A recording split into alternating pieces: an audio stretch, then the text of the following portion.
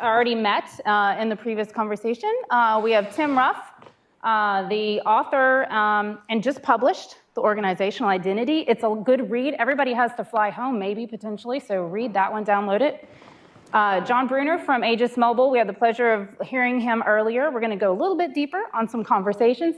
And then Ian Deacon from Addis, where he's taken the blockchain idea and looking at it from the standards perspective on what does LEI play in the role of standards, where do we go with vLEI, so we're just gonna dig a little bit deeper down into those processes. So to start off, and I didn't even tell them where to sit, but this is exactly where I wanted them to sit.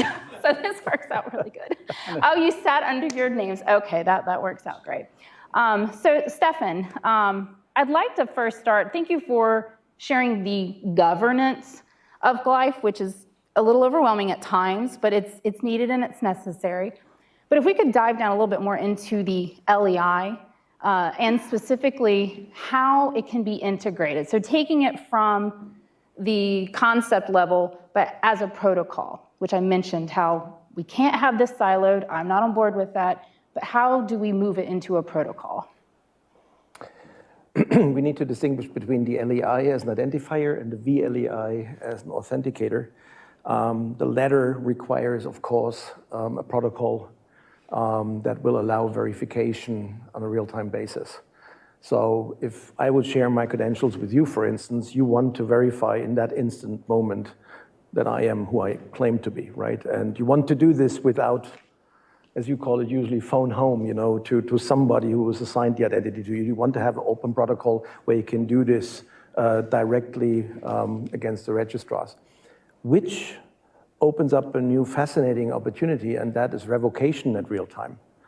If we talked about fraud, if you identify a fraudster, and the fraudster might be a company with lots of employees, and they all have credentials now.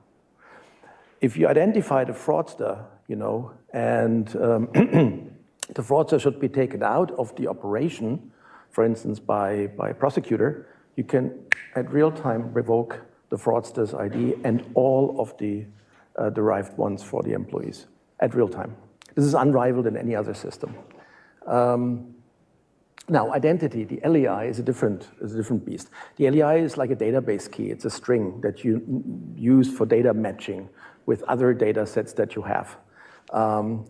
The problem here, and I want to be very frank with you, is change of legacy. Nobody wants to change legacy just for a dumb number. And that is where the volume of money goes into. Right? It's not fees or anything like that. That's nothing. It is the change of legacy. And let me give you one example from the home world that I come from, the SWIFT network, the big payment network. It was virtually impossible to insert the LEI in payment messages on the SWIFT network because every contributor in this whole network, hundreds and hundreds, if not thousands of firms, would need to update their software just to interpret the identifier. Not going to happen, right? The answer to this is twofold. A, you wait for the big bang that everything changes anyway. The SWIFT network is undergoing exactly that change. After 40 years, they've created now a new standard called ISO 20022, and that's going to be deployed on a global scale. Hey, we can piggyback on that because the LEI is already a field in that standard. But that happens once in 40 years. And for all the others, you need mapping.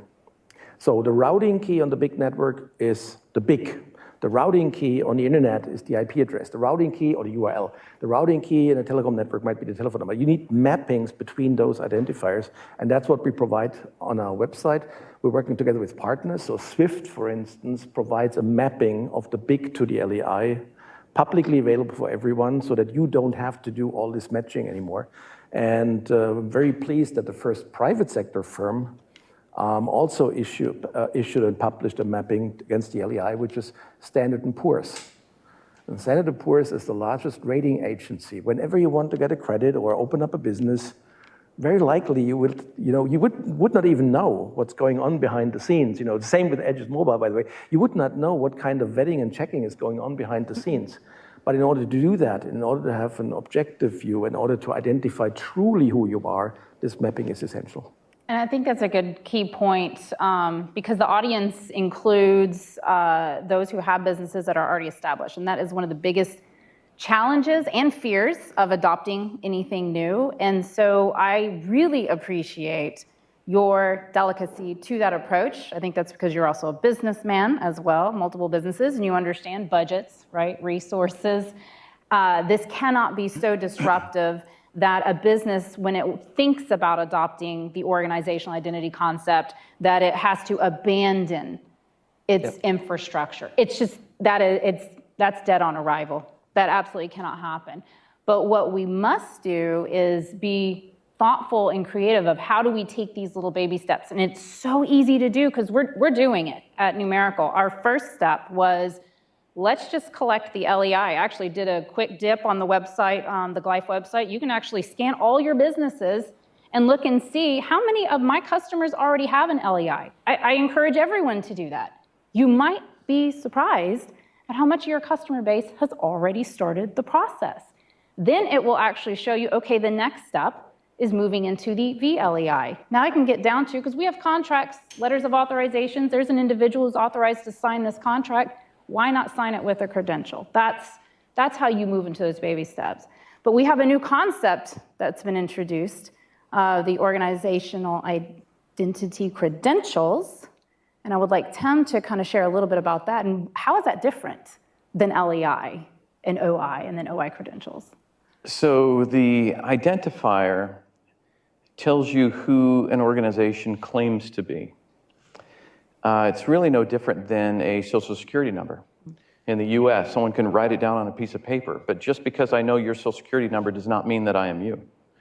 And so if there's an LEI, which is a 20-character string, and a caller is able to insert that in the SIP header of a call or the TLV of a text message, and they put the LEI in there, well, does that mean that that texter or that caller is that entity? No, there's not a binding there. And so the vLEI is a way to introduce verifiable credentials into telecommunications.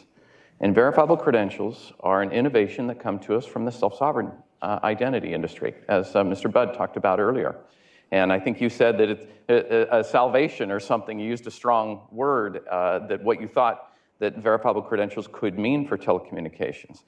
And I'll use that word because I think it's true. What a verifiable credential is, and that's what people need to understand. A verifiable credential is a way to make data portable across boundaries. And whether it's used in telecommunications or anywhere else, it's the same idea that you put a piece of data, any data. It could be a message, it could be a video, it could be gibberish, it could be anything, into a digital container. You issue it, you give it to somebody, they take that somewhere else, anywhere, and wherever it's presented, the verifier, the person who basically opens the container, can verify 4 things about it. They can verify who issued it, they can verify who it was issued to, which actually is an optional field, that it hasn't been tampered with, and it hasn't been revoked or expired.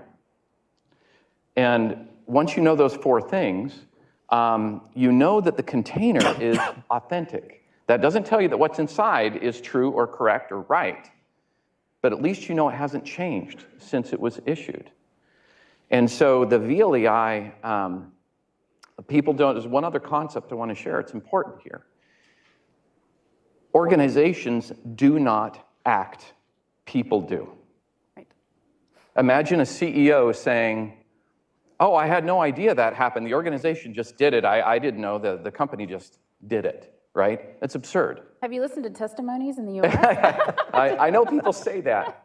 But it's to your point earlier, there's always an actor. Whether it's a person or a thing, there's always an authorized actor. Mm-hmm. So what the vLEI does is it binds digital to flesh. Is some third party goes and says, Stefan, you say that you're the CEO, I'm going to verify that, and they will vet it. They'll make sure, they'll look at the company documents, they'll do everything to make sure that they're dealing with Stefan Wolf, but also that he is authorized to do what he said he is. Then after that process of making sure that he's really Stefan and he's really the CEO, mm-hmm. then they give him a credential that says, here is the LEI for your organization, and it can be held by the CEO. Okay? That binds flesh to digital by a third-party attestation saying, we checked him out, and we now are going to issue that credential. From there, now, unlimited credentials can be issued throughout the organization, and any one of them verified all the way back through the CEO. So on that note, I want to go over to John. I think it's 15 years. Is that correct for Aegis Mobile? So 17 is a business, over a dozen in vetting. Okay.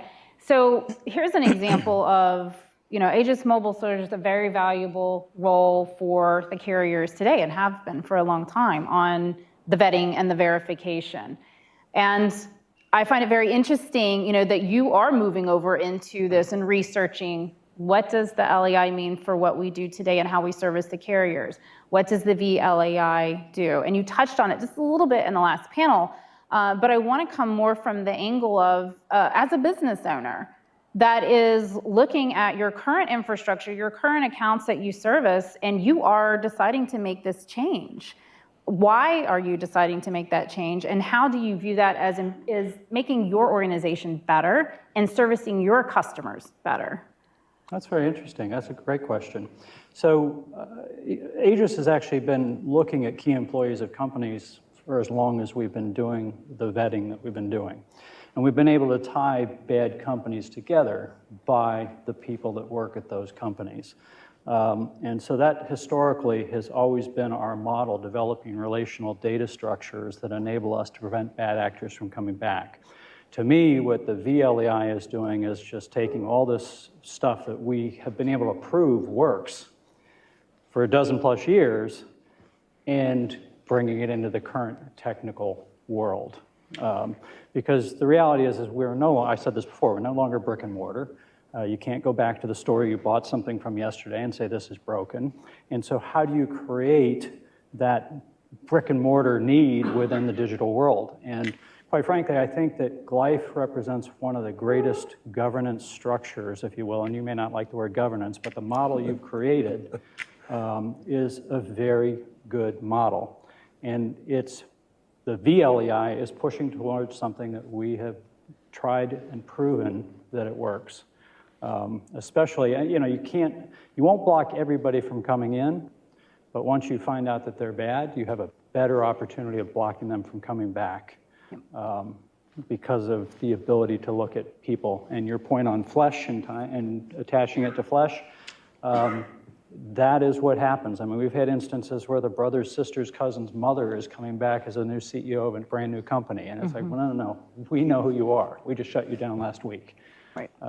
So they're introducing something that literally is taking us into the current age of what works. So John, you just mentioned something that neither Stefan or Tim mentioned. And I think it's really important to call it out, is that you actually talked about bad actors. And that you kind of are that, there has to be an entry point. Think of it as maybe it's the TSA security check, right? There's an issue of identity. It's not the TSA now, they've got, pre-check and some other processes that help get you through the gates quicker, although quit signing up for clear and pre-check, because now I'm having to go to the other one to get through. But so John, that's kind of what you're doing, is you can leverage this LEI, Glyph world, but you're still dealing with bad actors who want to come in, because they're not going to like what Tim has to say in this concept of organizational identity. They don't like what Glyph is doing to put this process in place in order to get this identity. So we still need these clearinghouses vetting. I don't know what we're going to refer to them as, but you have to, in addition to adopting or looking into the LEI space, still have policies and procedures for kicking out and pushing back the bad actors. Now, the thing is will they go to another Aegis Mobile type of company and do the same thing? So then it just, which I know that you know that. Right. So then it comes more about raising your standards. So I can see how that would be a good value add for your organization, that you're just adding an additional layer of security. And you're saying, look, it's not just Aegis Mobile here. We are adopting and accepting this process that's outside of us and is globally accepted. I think that's the key thing, that the recipients of this process, which is the carriers, of the trusted information terminating onto their network, will be able to trust the call, and perhaps we can get some gains for the consumers, that this truly is who they say they are. We mess it up one time, though. Yeah. But this is kind of why I was saying the model that Glyph has presented to us. There are hundreds of verification authorities that are issuing LEI numbers, but they are all operating under a single governance model, and they're feeding a centralized, it may not be physically centralized, but they're feeding a structure that everybody can tap into. And oh, by the way, we accept LEI as an ID for verification as well. Yep. So moving on to the standards, and that's where Ian represents. We can sit here as businesses and talk technology all day long, but those standards, I mean, they're really difficult to deal with. Like, sometimes we just don't want to have to interject a new concept in the standard space because it's going to take about 5-6 years maybe for it to get adopted or approved. But Addis is doing a really interesting use case study to improve the trustworthiness, I guess we could call it, of the call. Addis is also where Stir Shaken is being discussed, the standards. The STI GA board, the governance authority for Stir Shaken, comes under Addis. So Ian, I'd like for you to just kind of talk a little bit about, I know we're going to mention blockchain, so don't be scared. And there will be some opinions, that's fine. But you're looking at vLEI with the blockchain use case for telecom. Yeah, so I think, as you say, we work on standards primarily, but I work on the innovation, what's happening in the future, what technologies can we use to actually improve communications infrastructure. And 4 years ago, we started to look at DLT, and blockchain is just one technology of that DLT family, really. And we looked at use cases, which I think you were helpful in deciding what we would look at. And at that time, we realized that, we didn't have the ability to detect who was really placing the call. So we looked at really the end-to-end, I suppose, requirements of what we need in terms of an identity. That identity being verified, KYC vetted, and how you could prove that you've been vetted, whether or not it was associated with a telephone number, and how, once all that was done, it could be immutably put onto a shared infrastructure, DLT, that anyone in the call path then could actually analyze that in real time to qualify that call. And what's important to understand is with a phone call, you see, is you have to make a decision within just a few milliseconds about saying, is this a good or a bad actor to pass it through? You can't hold that call up. It's not store and forward. So if you're having to go out to some external entity to actually qualify that information, and coming back to the point about real-time information, if it's being revoked or not, if you're using just, let's say, replicated stored data, then it could be out of date. So by having this real-time infrastructure, distributed infrastructure, allows you to make those decisions absolutely and truthfully about what's the current state of that organization, their right to use a telephone number, have they delegated it to someone else to actually use that, a call center, for example. And all of that can be in real time once it's changed. So we did a proof of concept to qualify that as a technology and could it be used, and we demonstrated that to the industry a couple of years ago, but I think they were in the thick of deploying Stir Shaken, so it fell on deaf ears possibly. But I think that now the technology's evolved. We've talked about SSI and the standards around that, and now with gLEI actually, and gLEI have implemented their approach on SSI. So I think it aligns quite well with the work we did some time back, that we can now take the concept of gLEI and apply that to the principles that we looked at some years back, and how that then could be used to improve the integrity around Stir Shaken, and as you say, for the OSP to have real factual information that they can authenticate and qualify about the true origins of that call to pass downstream. The difficulty is, as we talked about, is that in standards, telecom standards, is they were done a long time ago, and they don't have the ability to convey a verifiable presentation, this package of information that has cryptography wrapped around it to prove it.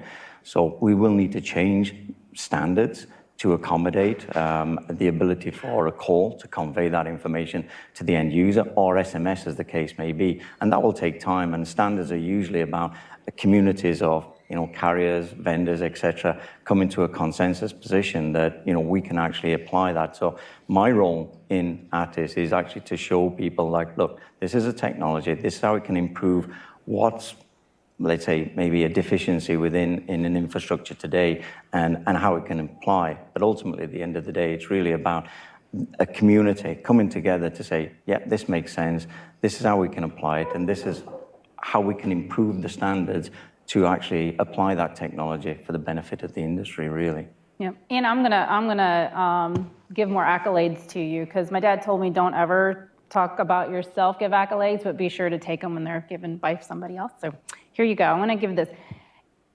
With blockchain, so that was about 4 years ago. Yes. I think there's some lessons to learn from that experience where we are today to apply to what we're doing here with Glyph and introducing it into telecom.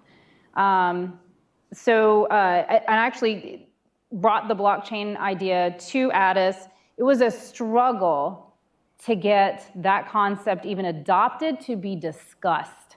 And that is because, we're just going to say it as it is, there are organizations that make a lot of money off of big data. That is very 1990s, by the way, where, hey, I'm going to hoard all the information, I'm going to charge to put data into my repository, and I'm going to charge someone to get data out. That's a big business model. It makes billions of dollars. It's a big no-no. I mean, privacy laws have at least brought us to like, hey, maybe we shouldn't, that's a liability to have it. So introducing something like a protocol into telecom is not going to be accepted with open arms. There is already this existing infrastructure that exists today, and I remember just me talking about it caused issues within the standards bodies. It was too different, too new. It's blockchain equals crypto, which it doesn't. So it was just this real confusing, disruptive space, as opposed to, which Ian was the perfect person to pick this up and take it, because what you did, it started with all the naysayers attending the first meeting. I remember it. It was like, here's what we're doing. And it was just, no, you shouldn't do it. No, you shouldn't do it. But Ian kept, his voice is very calming. He would enlighten people, educate, make aware, and it kept going and going. And all of a sudden, the naysayers raised their hands to participate, which was amazing. Then they started to go, okay, wait a minute, maybe this actually is something to look at. I think one of the greatest things that particular group has achieved is awareness around needing to know the customer. It really has driven that message, not only from the standards, but in the regulation as well, too. So that alone is a success. Well, thank you. And I think, look, that's my role in Artis, is to actually allow people to understand how technology can be used beneficially, not to actually, as you say, I'm probably avoiding the word blockchain because distributed ledger technology is what we looked at, really, and blockchain is just one of those technologies in that family. So really, and I think that, as Stefan's shown earlier, that Kerry is a form of distributed ledger technology, but it's a shared infrastructure that allows the information to be cryptographically provable, immutable, and shared, that can be checked in real time. You're not having to go to these external databases. But as you say quite rightly, I think that it does change the business model. And that's where I think the industry probably has maybe challenges that we have to understand. And SSI in itself has actually challenged business models for even personal identity as much as organizational identity. So in came Stefan, I don't know if it was a year, when you got introduced into what Addis was doing. And I think you've really helped drive the narrative in the telecom space of looking, again, more so at the identity. And we sat down in a little coffee shop in DC and we talked about blockchain. And I gotta say, you enlightened me with some of your thoughts and ideas of, I would like to go into the technology a little bit because it goes towards the distribution model that you've established with vLEI. And I would like your thoughts on that. So first of all, the LEI system has been endorsed by the G20 nation leaders. So we're not creating things, we're not creating policy or anything like that. We're just the guardian and gatekeeper that the network operates like it was envisioned, right? That's the LEI system. And finally, even Glyph, we got our LEI from one of the LEI issuers. In our case, it was the Swiss Business Register that is also an issue of LEI. So we can't even assign an LEI to ourselves. And if we would go out of business or if we would lose our job, the whole system would operate even without Glyph. would be a little bit shaky at the beginning because you don't have, a go-to person anymore for the standards. But all of the distributed network providers here in the LEI system would still operate and would still provide LEIs, and you could still look them up. So that's what I meant by decentralized. Now then we talk about digital identity. And I got my first digital certificate like 25 years ago, X509. We issued it ourselves because there was no infrastructure whatsoever. Today, X509 certificates are everywhere, everywhere. And it's also crypto, it's also, identity and everything else. The whole law system is based on digital certificates. Take EIDAS in Europe, the equivalent here in the UK, in other countries. So we're technology agnostic. Our job is to make sure that the LEI is valid and recognized. And if someone wants to put the LEI into a digital certificate, please do it. ISO created a standard for that. In Europe, ETSI created a standard for that. So you can put the LEI in a digital certificate today, right? But then we said, hey, wait a minute. That was when we learned to know each other. Timothy was setting up Evanim and the Sovereign Foundation, which was the identity network provider on the blockchain. And I was really intrigued by that. Going back and forth, it took several years, to do all the analysis. We said, digital certificates have a number of downsides. For instance, they have a time to live. Revocation never really worked. And there's too much information in them sometimes, right? If I present my CEO credential to you, you don't care how old I am, right? So why put an age in there? My personal ID that I get from the government might have the age and everything else, but I don't need it in business. So we were thinking about this, and then we learned about verifiable credentials. And then we thought, hey, wait a minute, verifiable credentials and the work that all these brilliant people do around the world, they really solved the problem that digital certificates never solved. It's a different technology, but with different features and different, solutions. And we said, hey, wait a minute, that's something we should also do in order to give you choice to do whatever you want to do. You can take your existing processes and just put the LEI in. That means your own team has to do the vetting, of course, and the background checks.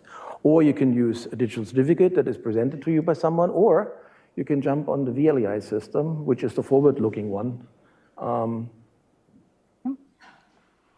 It's how we work. We always look for ideas how identity can be used in a meaningful way. May I add one last word? I know I'm taking too much time, sorry for that, but should fraudsters have an LEI? Wouldn't it be better if they have no LEI? So if you have no LEI, I can't deal with you? Well, that's completely wrong, because most people don't have an LEI, or most companies yet. Mm-hmm. So you would not know if someone does not have an LEI, whether it's a fraudster or not. But more importantly, take an example. The Ukrainian war at the moment, the Western world issued a lot of sanctions against Russian companies. And for the first time, not like Iran, where the whole country was sanctioned, it is individual companies and sometimes even subsidiaries of companies that are banned, that are sanctioned. I'm not sure how many of you have to deal with that. It is so complicated to find out whether you operate with somebody that is on the sanction list or not, because everything is string-based, language issues all over the place and so on. Yep. So yes, fraudsters and all these bad people should have an LEI so that you can at least deal with them in the identification and authentication space. And then you can make the decision whether you want to transact with them or not. That's that know your customer, and you get to decide who you do business with or not. Absolutely. So I want to take this time. Thank you, the panelists. Let's sing up, yes. Take the time to ask questions, and I will say everybody should pull out their phones and find each one of these gentlemen on LinkedIn and connect with them, because there's a lot more information you get from them. Any questions? So hi there, nice to be back. I looked in my introduction, I forgot to tell people, do chat and send a Q&A from the Hopin platform. But you found it anyway, so well done to you all. And one of the questions was, will these be recorded? And yes, available straight from Hopin platform tonight. You're going to be able to go and see. If you missed anything, you can enjoy it or watch it again, as I'm sure all of you will do.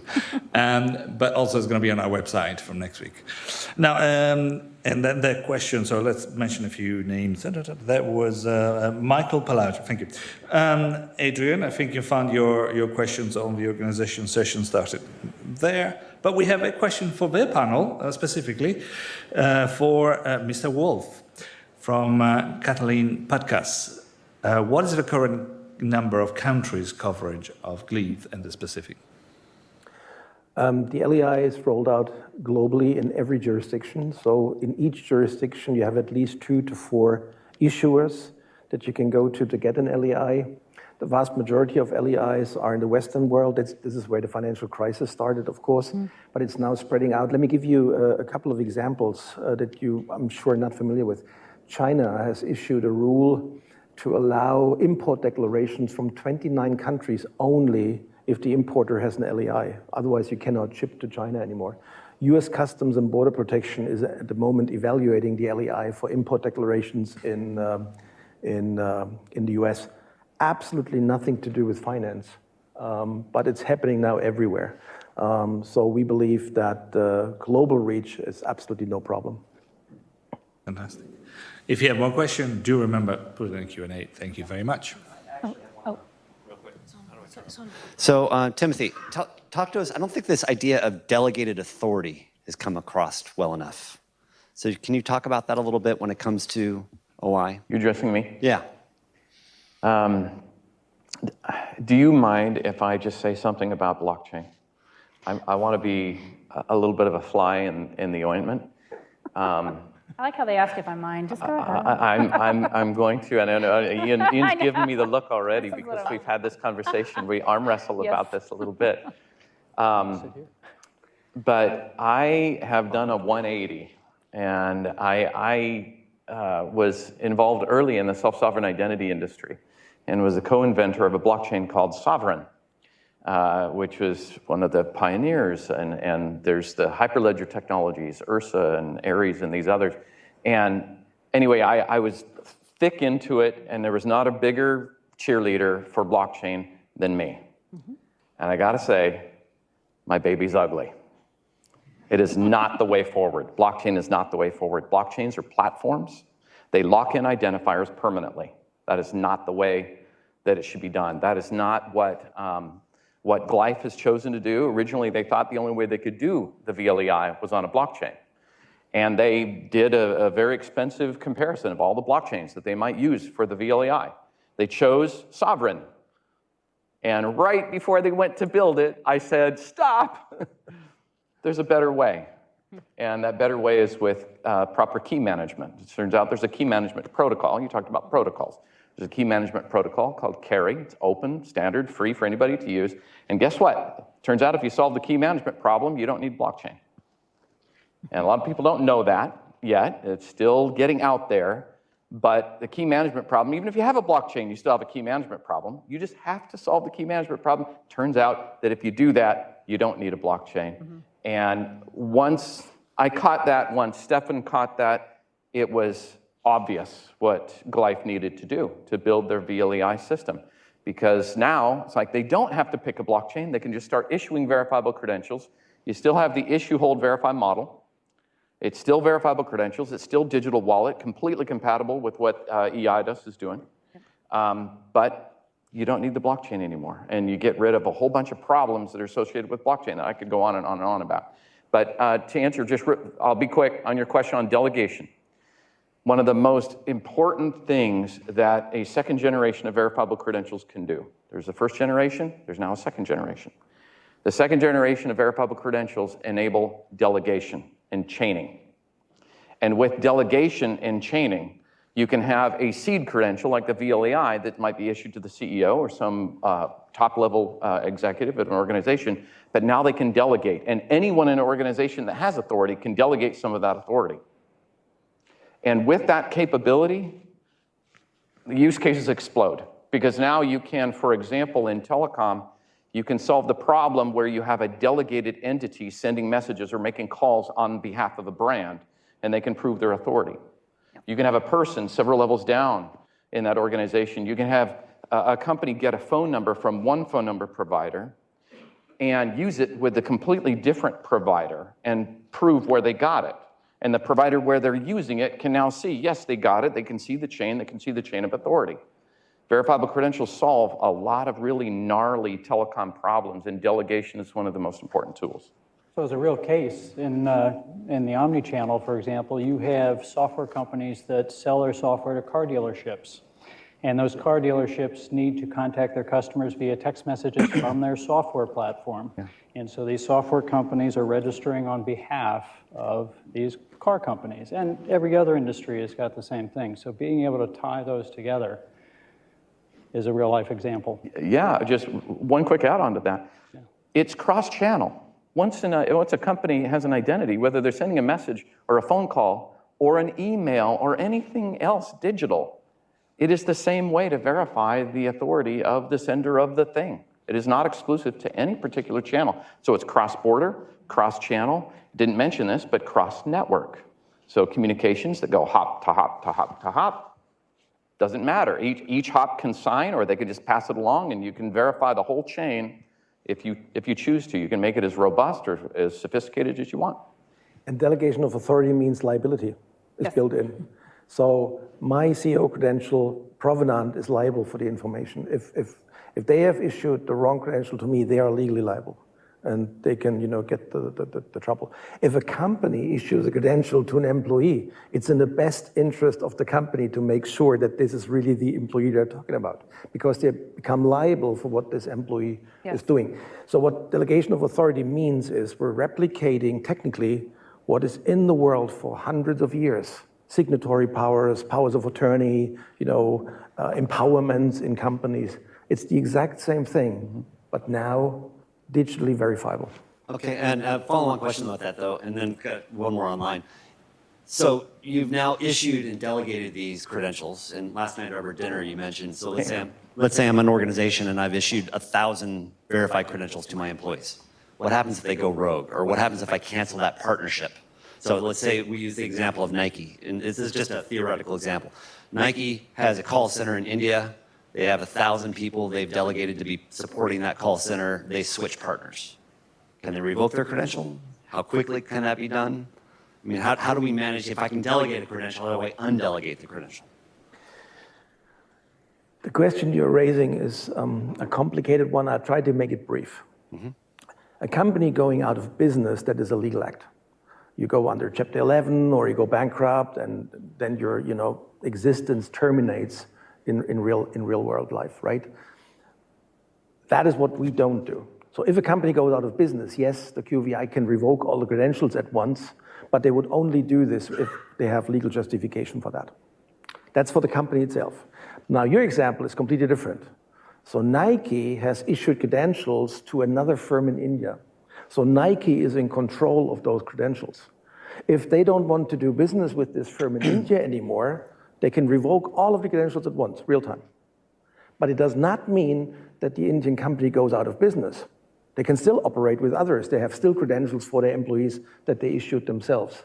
So you create a network of credentials, really, and it's use case driven, where you want to use what credential for. Okay. Add one thing to that, and I will be quick. So it's called, that's what Numerical has. I didn't cover it in my presentation, but we've built for that scenario. It's all manual. This is what we're going to be adopting, is this process here, so that it's more real time. But we refer to it as an entity identity management platform, and we believe that the likes of Nike is in control over what businesses they will do business with. They're in control over what vendors can present their names, and they should be able to shut it off right away. So there's this other management level that will sit on top of the great work of Tim and Stefan. All right, and we have one last question. So we have Eric from online, and Eric's with Adobe, and he works with the Authentic Content initiative. And his question is, can we speak to global reach of vLEIs, and how might these apply to like a use case of creating authentic content? There are so many initiatives out there on digital identity, and now we're entering into the next field, which is the content itself. You digitally sign content, a contract, a message, whatever. The application is limitless, right? What we're saying is the vLEI system can be adopted and can be included in all of these frameworks very easily. Let me give you an example. For the last 5 years, sign every PDF document with my digital certificate. I'm not using blue ink, white paper. I'm not using DocuSign or any of this. I use my digital certificate, which is an eIDAS certificate, to sign a contract, right? Why am I using my eIDAS certificate and not my vLEI? Because the Adobe Acrobat tool does not support the vLEI yet. And that's where these initiatives come in, where we want to work together with them to make sure that tool vendors build the necessary interfaces that you can, with a mouse click, sign a PDF in an Adobe document. Fantastic. And I think we're out of time. Appreciate it. Thank you. One more? Yeah, please. Yeah. Which one is this An one? exciting question. Okay, question from Damien. It's great that data can now be portable, but for portable data to be useful, it needs to be understandable. What needs to, let me see, open it up. Needs to happen to ensure that content of VCs can be understood by recipients. So basically, if I get presented a verified credential, how do I know what I'm I can give you the answer for us, for Clive. We're creating standards, and the templates for the credentials are at the moment under review by ISO to create a standard that people can rely on and download and everything else for those credentials. But when we talk about content, then there are so many other standards out there, right? Use standards. This is my advice to everyone. Use standards wherever they are possible, right? But digitally sign them with the vLEI. And I would say back to the one who asked the question, there is an element of responsibility in this industry to operationalize this work of what they're doing. This isn't like you look at Stefan, solve all the problems and all the channels. Tim, make it happen, right? Like, it takes organizations to operationalize, and you have to understand it. You got to research, you have to educate yourself. That's such a key element. And again, the key to point too is Stefan's not selling anything. He's No, a governance no. model, he's a protocol, he's a framework. It's companies like Right. Aegis and I others that want to take a implement it. shot at that question. Please. There's this concept of authentic gibberish. And that is when a verifiable credential is presented, you don't know that what's inside it is true or right or correct. So what they're talking about, making the content of a verifiable credential actually useful and meaningful, that is semantics. That's up to the issuer and the verifier of the thing to decide what the schema is going to be and what the terms are going to be and how they're going to do that. But the thing that's solved that's new, that's a different problem at a different layer. The thing that's solved that's new is at least you know who created it. You know where it came from, and you know it hasn't been tampered with. You know who. That doesn't tell you that the content, it's like the message. You know the message came from the entity. That doesn't mean that what they're saying during the call or in the message is any good. It's a completely different thing. So on that point though, you now can hold the actor accountable for their actions. Because if they sent that bad message and you know who sent it, now you can go and hold them accountable. Exactly. There's a reason why bank robbers wear masks. They're trying to detach the actor from the action. There's a reason why detectives look for fingerprints at a crime. They're trying to bind an actor to an action. And so what we're trying to do with telecom, and people they think so much about the individual side of it, and that's great, they deserve privacy, but guess who doesn't need privacy as much? The organization who's trying to reach out. So we can bind them pretty tightly, the actor to the action, so that we know who's really making the call, who's really sending the message. And if we can have that binding, then we can start to say, well, these are the good guys, and guess what? These are the bad guys. And one last point, it's not just humans. It's bots, it's messages, it's Correct. AI, it's People and things. any delegated agent, human or not, that represents the That's organization. right. But I would add one thing. In some of the markets we're in, we're actually issuing scores, and those scores are risk scores that basically enable how much a brand can do. And so in that instance, operationally, the details are you've got to be an open process. You've got to be able to take appeals and give people the ability to come back and say why, and you have to have a clear answer, and it has to be a consistent answer. So, doing all this is wonderful stuff. The operational nightmares of doing it are there, but they are achievable. All right, well, we're really Point, late on time. just one last point, but I think that really it's just that it's going to be how we apply that to telecoms. It will need standards because the content that gets projected to a mobile phone about the brand identity, its logo and things, there's going to have to be applications on the device itself to be able to convey that, and that will need standards because you can't just convey it however you want. The device needs to be able to understand that, and it will take it. Exactly. All right. So Fantastic. All right.